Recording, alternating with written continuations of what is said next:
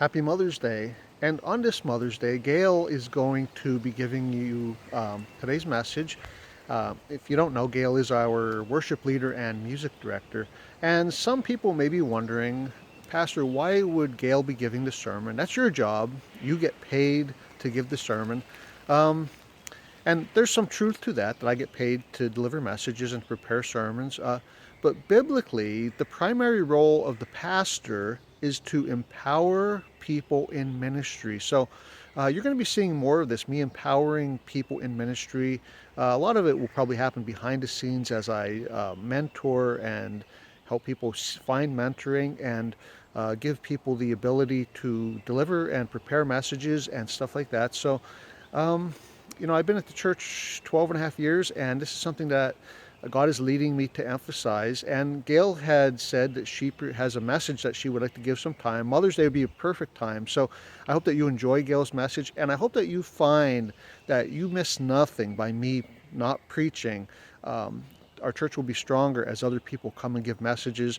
It's not that I'm trying to get out of work. I do work hard and put a lot of time and effort into messages, but I'm sure Gayle put far more time into this message than I would have put into a Mother's Day message. So enjoy, and I hope that you feel the Holy Spirit as she speaks to you today.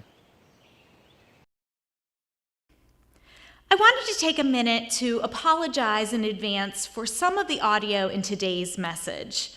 I am sharing the message with you this week, and the location that I chose to record it was close to a main road, resulting in a lot of traffic noise at times. I had to decide whether to edit the traffic out of the audio and sound like I was talking from inside a tin can, or leave it in. I opted for the latter, so there are times throughout the message when large trucks or other noisy cars go by. I wish I could have re-recorded it, but I just recovered from COVID and I just didn't have the time or energy to redo it. So again, I do apologize for that. What is this video for? It's a documentary about breathing room. Ah, sounds nice. How you feeling? Are you nervous? Yeah, no. It's I just have a thing coming up at 5, so I have to. We can let one of the crew guys hold your phone for you if you want. Okay, sure. I'm gonna have the nurse, and then is this in a good position for that? Oh, no. Oh, I'm sorry. Do you think the crew guy could put some mats down? The hardwood floors are brand new. Oh, sure, absolutely. Thank you.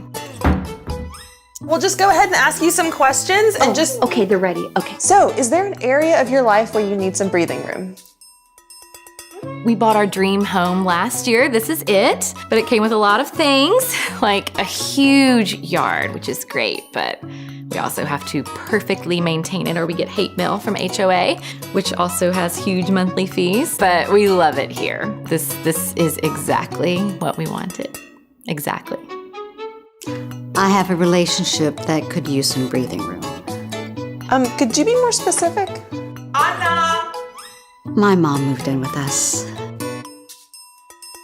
At work, craziness. Insane boss, and I have to travel, so they're like, oh yeah, you're not married, there's no kids in your life, and your cat doesn't count. Well, my kids go to school with a bunch of rich kids now, so they think they're rich too. But they did get unlimited data plans, so. But that's practical, right? This is a piece of art that he did.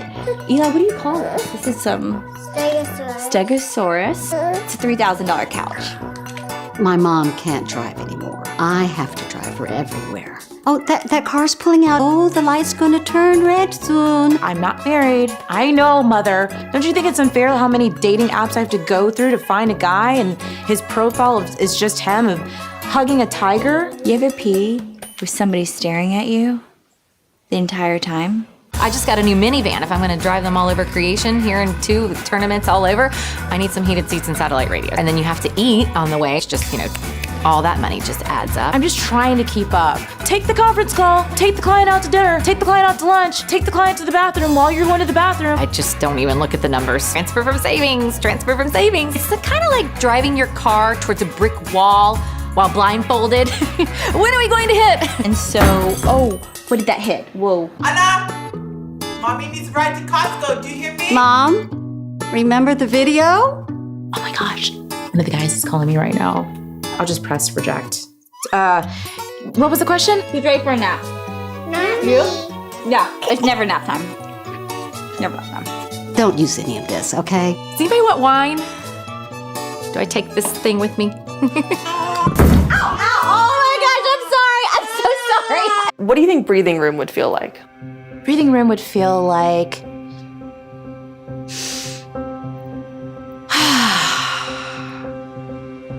yeah. What do you think breathing room would feel like?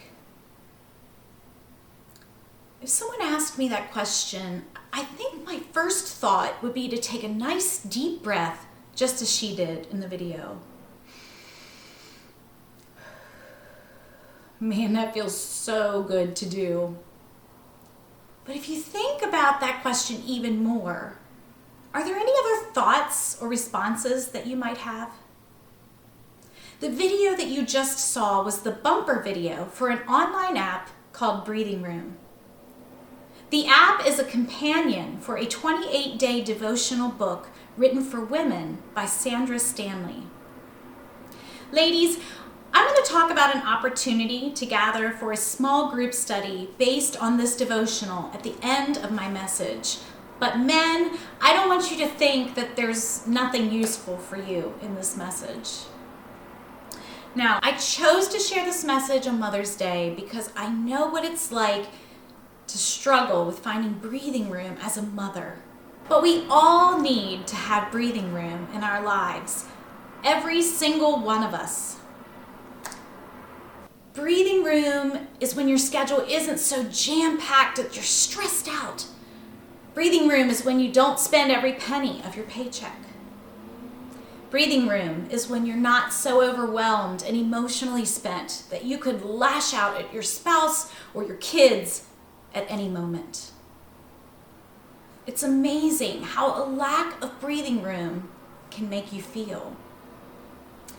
Now, before I get started today, I have some confessions to make. While I have come a long way when it comes to having breathing room, I still have a long way to go. So if you find that you need to create breathing room, you are not alone. My inspiration and much of the content of this message came from the devotional and from the message that Gilbert Thurston shared with his congregation. While I was listening to Gilbert's message, I felt an undeniable prompt from God to share this message with you. And just so you know, I served in ministry with Gilbert for nearly 20 years, and he and his wife are very close friends of ours. When God prompted me to share this message, I felt ill. I am not a speaker, and this is definitely not something that I look forward to doing. But if we truly listen and hear God's voice, He will prompt us to do things that make us uncomfortable. This is certainly uncomfortable for me, but I want to be obedient to Him, so here I am. Now, while I am not a speaker, I am a teacher.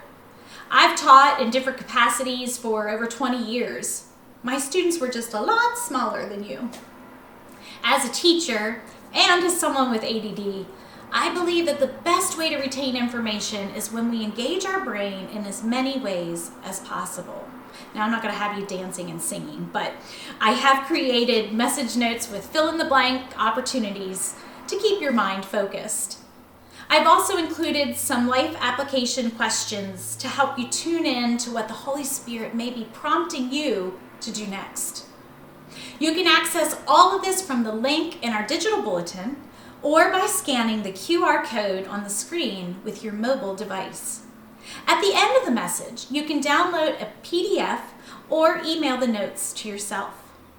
Just so you know, that link will expire at the end of the month. So if you are watching this on YouTube at a later date, I will put a different link for you in the description area below. All right, let's get to it. There are 3 questions that I will focus on during this message. The first question is, what are the areas that we lack breathing room? The second question is, what are the driving forces that would push us to live a life with no breathing room? And the last question is, what are the next steps that we can take to get breathing room back in our lives? We're going to take a look at the first several verses in Psalm 23 in a little while. But first, I'm going to talk about the first question that I just mentioned. There are three main areas that Sandra discusses in her book where we lack breathing room. The first area is time. Are you someone who is always tired or always running on fumes? Are you always late because you need to do one more thing before you rush out the door? Do your kids think their name is hurry up because you're constantly yelling, hey, hurry up, it's time to go? You've probably heard it before, but no one on their deathbed has ever said, I wish I had spent more time at work. No, they say, I wish I would have spent more time with my family and my friends. Or, I wish I would have spent more time on my relationship with Jesus and on serving other people. We'll never get to that place if we don't learn to create breathing room in our schedule. Another area that we need to have breathing room is in our finances. Living paycheck to paycheck and having no breathing room when the unexpected happens creates a lot of stress and tension throughout the entire family. If you have a car, it will likely need to be repaired at some point. Appliances need to be replaced, and sometimes without warning.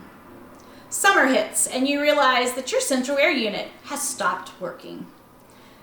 Things like this happen to everyone from time to time. In fact, my family experienced all of these things over the past couple years. Last summer, our central air unit died, and it was incredibly hot. We were miserable because of the heat, but we were blessed to have enough breathing room in our finances that we didn't have to stress out about how we would pay for a new unit. When you aren't intentional about having breathing room in your finances, not only is there going to be a panic when the unexpected expense hits, but it will also impact your tithing and your generosity with others as well. The third area that we need breathing room is in our relationships. If we don't have breathing room in our relationships, they're going to suffer. This is actually a result of the previous 2 points. When we're constantly on the go and we're constantly worried about our finances, it leaves very little time for unhurried conversations with our spouse, our kids, our family, and our friends. It won't leave time to truly spend time with people that we love or time to take interest in the things that they're passionate about. I have so many regrets about being too busy when my kids were growing up, especially when they were really young. There were so many times that I heard, Mommy, come look at my Legos, or Mommy, let's play a game, or Mommy, will you rock me? And my response was, you have to wait a minute, Mommy is busy right now. And then there were so many times that I kept on working and actually forgot altogether to honor their request. I wish I could turn back time, but it's just not possible. We shouldn't put progress, things, or achievements above the people that we love, and yet we do it all the time. I want to look at the first 3 verses in the 23rd Psalm. Listen to these words through the filter of things that I've been talking about. David writes, "The Lord is my shepherd, I lack for nothing. He lets me rest in green pastures and leads me to streams of refreshing water. He renews my strength." I love that. When we give our time and money and relationships over to Jesus, we are going to have times of rest and refreshment and renewal. Verse 3 in the Message says it this way, "True to your word, you let me catch my breath." When Jesus is the shepherd of my life, true to his word, he will let me catch my breath. Dealing with COVID-19 forced all of us to get knocked out of our normal routine. Now, for some people, it meant working the front lines and giving even more of themselves than usual. But for many of us, it allowed us to be able to focus on the things that are really important to us. It gave us a chance to reflect on who and what we value. It has given us the opportunity to stop the constant running. If you regularly join us online for worship, or you watch our YouTube worship services on demand, you know that Pastor Charlie likes to record his messages in different locations around the church building, his home, Camp Ulijua, his favorite outdoor areas, many different places. I chose this particular location because it's my happy place. I'll tell you where I am in a minute, but first I need to give a little background information. When COVID hit, I was actually in Orlando with my husband and my daughter. Andy had a conference to attend for work, so we decided that Hannah and I would go along with him, and that we would leave a few days earlier so we could enjoy some of the things that Orlando has to offer together before the conference started. We stayed in our timeshare for the beginning of our vacation, and then we transferred to the Airbnb where we were to stay with Andy and some of his colleagues during the conference. Well, due to COVID, the parks had to close and the conference was canceled. Since our Airbnb had everything we needed in order to stay isolated, including a private pool, we decided to stay in Orlando as originally planned. Plus, the Airbnb was already paid for by his company since it was a business trip. By the time we flew home, the airports were nearly empty and our flight had less than 40 passengers. It was wonderful. So, going back to the 3 things that I just talked about, we had breathing room in our schedule to take the time for this trip. We had money saved so that we could experience the things that were important to us, like the dolphin encounter at Discovery Cove, which, by the way, we were blessed to be scheduled to go there the day before everything shut down. And we were able to strengthen our relationship with each other while on vacation. When we returned home, everyone was in quarantine. I have to admit that I was worried about being stuck at home with my family 24/7. Pre-COVID, we really didn't have an opportunity to spend much time together, so I just didn't know what to expect. Even though my kids are 20 and 21, they fought constantly, and it made my blood boil. I would yell or cry or both, and I just didn't know how I would survive the 2 weeks that we thought we were going to have to spend together. Well, as you know, 2 weeks quickly turned into many more weeks, and instead of being stressed during that time, we were blessed. Now, don't get me wrong, we definitely experienced stress at times, but God blessed our time together so much. My kids stopped fighting. Seriously, they hardly ever fight or argue anymore. We had dinner together every night, played games together almost every night, watched movies together, had conversations together, and built relationships together. I couldn't remember the last time that we were able to enjoy so much together. While others were praying for life to go back to the way it used to be, I was praying for it to stay just as it was for a little while longer. Not the COVID part, the being together part. Sure, I was missing some of the things that I was no longer able to do, but what I was gaining was precious time with my family. It was during that time that God revealed to me the areas in my life that I needed to make some changes. Now, while I absolutely love being with my kids and my dogs, my husband and I also needed time alone together. Quiet time alone. I mentioned that I'm recording this in my happy place. Well, because of COVID, we had canceled our summer vacation and had a lot of timeshare points left to use. Our timeshares with Blue Green Resorts, and there's a lovely Blue Green Resort in Hershey, right next to Trogues. So my husband and I started spending a few days a month at the resort to get away from the noise. Andy still goes to the office during the day, and I turn the dining room table into my office during the day, but we spend uninterrupted time with each other in the evenings. It's my happy place and a perfect place to catch my breath to record this message. So the last verse that I read before I shared my COVID story was Psalm 23, verse 3. True to your word, you let me catch my breath. Now let's look at verse 4 of Psalm 23. David writes, even though I walk through the darkest valley, like COVID-19, I will fear no evil, for you are with me. Fear, that's something that we all struggle with from time to time. In her devotional, Sandra writes about 4 things we fear that causes us to run on fumes and have no breathing room in our time, in our money, and our relationships. The first fear is the fear of missing out. So many of us fear that if we say no to something, then the opportunity given to us will never be possible again. We feel that we have to find a way to say yes to it and make it happen right now. But what we need to realize is that saying no now doesn't mean that we'll have to say no forever, unless of course it's sinful or out of God's will. And in that case, we need to continue to say no.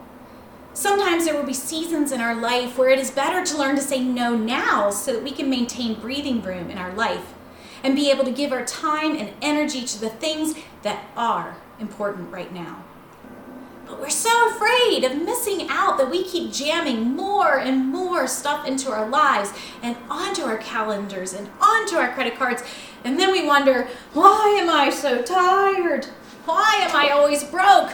Why don't I have close relationships? Because we have a fear of missing out. Number 2 is that we have a fear of falling behind. Because of the rise of social media, we have access to more people's personal lives than we've ever had before. We constantly see pictures of a friend's vacation, their new car, their new house, an event that they're attending, or an accomplishment that someone has recently achieved. When we see things like this, we can begin to wonder what is wrong with us. So we start to work harder and buy more stuff and put in more time because we're afraid of falling behind. We begin to think that life is a race against others instead of realizing that we're actually on a slow journey. Number 3 is that we're afraid that life isn't going to matter.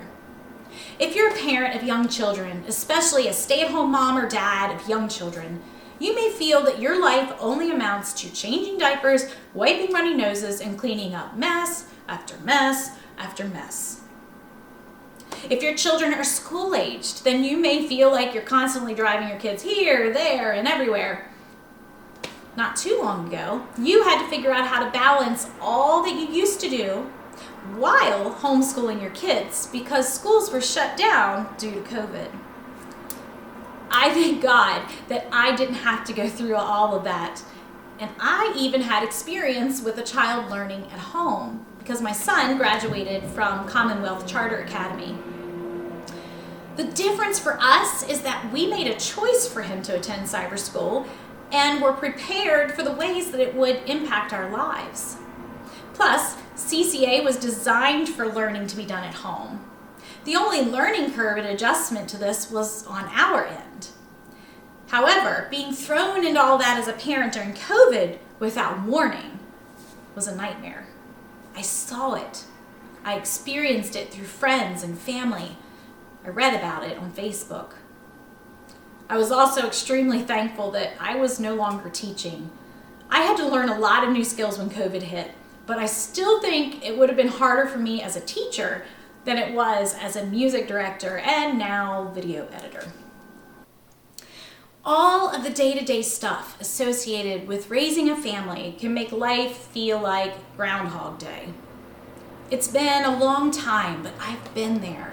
You can start to wonder, does my life even matter? When you start to wonder that, you may start seeking after things and accomplishments so that you can validate that your life does matter. If you're feeling this way, I want you to realize that your greatest contribution on this earth may not be in something you accomplished, but rather in someone you raised. Do you know anything about Martin Luther King Jr.'s mother or Mother Teresa's mother?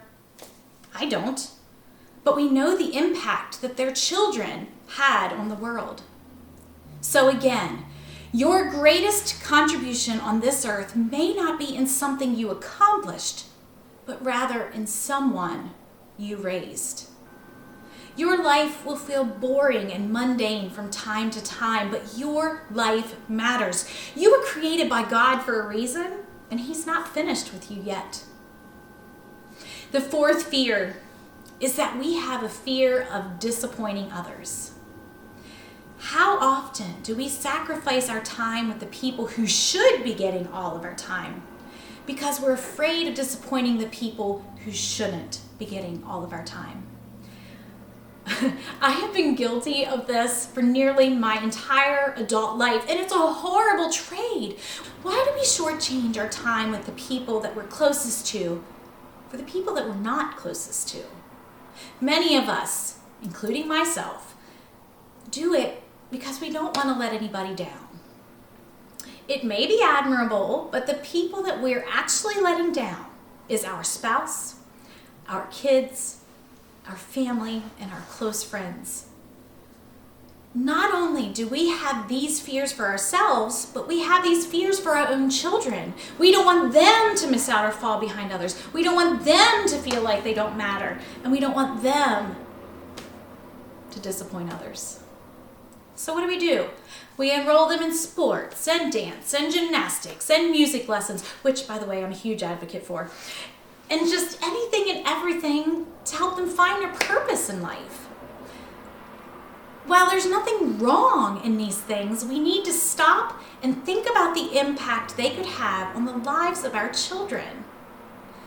What if all of these good things kept them from missing out on the best thing?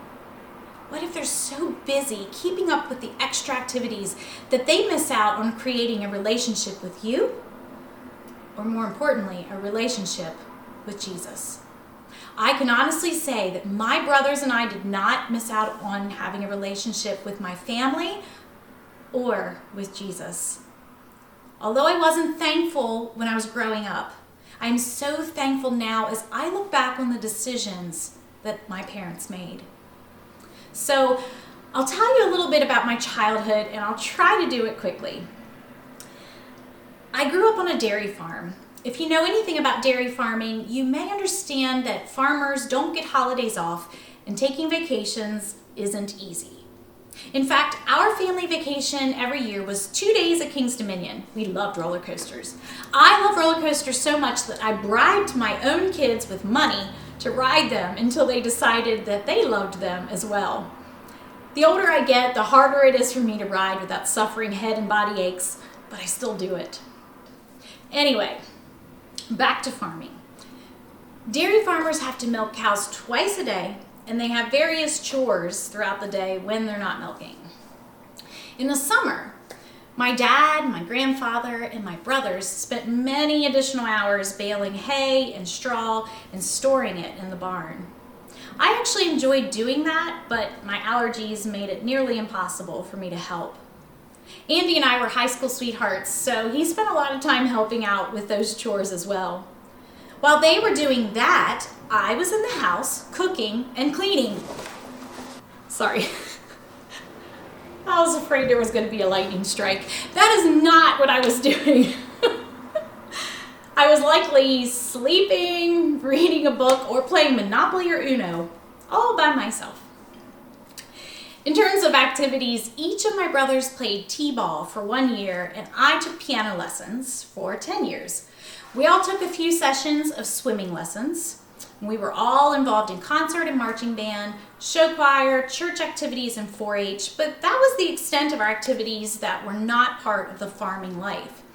I remember being upset because I really wanted to take dance lessons and be in gymnastics, but now that I look back, I'm so thankful for the choices that my parents made. If I could give anything to a child, it would be an opportunity to experience life on a farm. I mentioned that my son attended cyber school. Since he was able to learn from anywhere, he lived on my family's farm in Williamsport, Maryland for 3 months while my dad recovered from his knee replacements. Dylan helped my brother milk the cows twice a day, and he did his schoolwork in between. Or at least that was what he was supposed to do. He still loves to help out on the farm. Hannah loves to help feed the calves, and she's helped out with milking the cows a couple times as well. So I shared all of this to say that I am so thankful that my family made it a priority to spend time together, not just at home and on the farm, but also in church. Today, all three of us, my brothers and I, we lead worship at our churches, and we believe that serving God as a family is extremely important.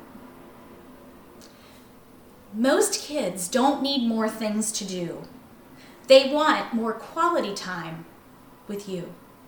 That's so important that I'm going to say it again. Most kids don't need more things to do. They want more quality time with you. You know how the people closest to you spell love? Time. So when you learn to say no to good things, it will give you breathing room to say yes to the best things. Some of you are probably hearing me and you're thinking, this all sounds good, but how do I actually accomplish this? I'm going to share an exercise that Sandra shares in the devotional. Although you won't have the time to complete this as I talk about it, unless you're watching on YouTube and can pause the video, I encourage you to take some time later and really think through this and complete this exercise. The details about the exercise are also in the message notes that I created. So you'll need to take a piece of paper and draw 3 concentric circles, like a bullseye. In the center circle, you're going to list all the relationships and corresponding activities that are most important to you. These should be the things that are unique to you, things that you can't be replaced in, and areas that you are seeking to grow. Ladies, you might put that you're a wife, a mom, a daughter, a grandmother, a sister, an aunt. Men, likewise, you may put that you're a husband, a father, a grandfather, a son, a brother, an uncle. The next section is for activities that are really important, and while you could get rid of them, it would be very difficult to do that. In this section, you list your job, your closest friendships, and church activities in which you're involved. The last circle would be a place to list activities that wouldn't be easy to eliminate, and doing these activities isn't wrong. But if you needed to trim something, this is where you would start. Perhaps you're on committees, you're in clubs, in sports leagues, or you have loose relationships that just aren't as important as those in the previous concentric circles. Now, after you do all of that, get out your calendar and look back over the past 3 to 6 months. Check to see if the majority of your time has been spent with those in your inner circle, less time has been spent with those in the middle circle, and even less time with those in the outer circle. Is your calendar consistent with the list that you just made, or does it show something different? Are you really giving time to the people who are most important in your life? If the answer is no, then you need to make adjustments. For many people, including me, it's those things in our outer circle that drive our time, and it's at the expense and neglect of those people in our inner circle that we love the most. I know, you're thinking the same thing that I'm thinking. I do love the people in my inner circle, and my intent certainly isn't to neglect them. But while our minds and our hearts speak to our intentions, our calendar speaks to the facts. We say and intend to do one thing, but our actions show something different. Don't trade what is unique to you for what someone else can do. Look, when you die, if you're still working, whoever you work for will grieve your loss, but at the same time, they'll have an ad out to find your replacement. You are replaceable at your job, but only you can be a mom, a dad, an aunt, an uncle, or a grandparent to your family members. So don't trade what is unique to you for what someone else can do. If, in doing this exercise, you determine that your life is out of whack, here are some tips for getting the breathing room that you need. Trim what you can. This is going to be hard for some of you, so I suggest that you start with one thing and see what difference that makes, and then go from there. Spend more time with Jesus. Wait, I'm supposed to take things off my schedule and now I need to add to my schedule? Yes. If you tithe, you know that God blesses the remaining 90% of your income more than if we kept all 100% for ourselves. The same principle is true with our time. When we dedicate a portion of our day to the Lord, He will help us with the remainder of our day. It will go smoother and free up time for us to spend with people in our inner circle. Now, some of you are going to think that I'm crazy, and rightfully so, but I'm going to suggest that you add another thing to your calendar. Tip number 3 is join a life group. Now, people think of different things when they hear the term life group. They are groups that meet for Sunday school classes, Bible studies, and small group studies, and they're all great. But I'm thinking of a group of 6 to 10 people that you can rely on for anything and everything. You may go to church with everyone in your life group, but it doesn't have to be that way. You may get together with your life group once a month, every other week, or even once a week. But it's something that you do on a regular basis. This group of people will motivate you to be a better spouse, a better parent, a better follower of Jesus, a better friend, etc. They would pray for you, encourage you, and hold you accountable for things. Perhaps they'll hold you accountable for spending time with the people in your inner circle. This group of people will also help you with tip number 4. Learn how to ask for help. Most of us, including me, struggle with this. We often have too much pride to ask for help, or we feel that it's better to give than to receive.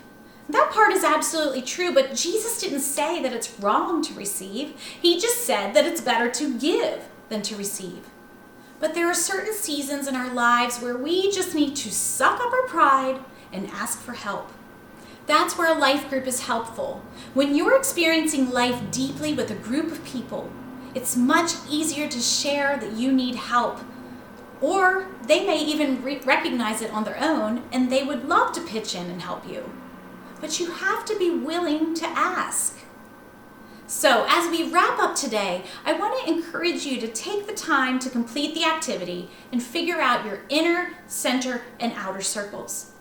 I also encourage you to check out the life application questions that I shared in the message notes.